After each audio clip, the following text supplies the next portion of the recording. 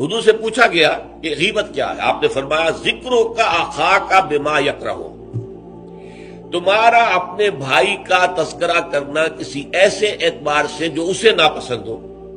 اگر اس کے سامنے کرو گے اسے ناپسند ہوگا، اس کے علم میں آئے گا کہ میرے بارے میں یہ بات کہی گئی ہے تو اسے ناپسند ہوگی.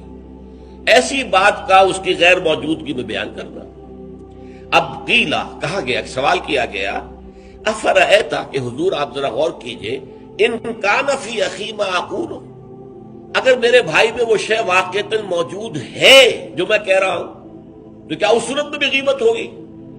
قال، فرمایا حضور نے، غور سے سنیے، ان کان فیہ ما تقول فقد اغتبت ہو، اگر تو اس میں وہ برائی ہے جو تم کہہ رہے تو تم نے غیبت کی.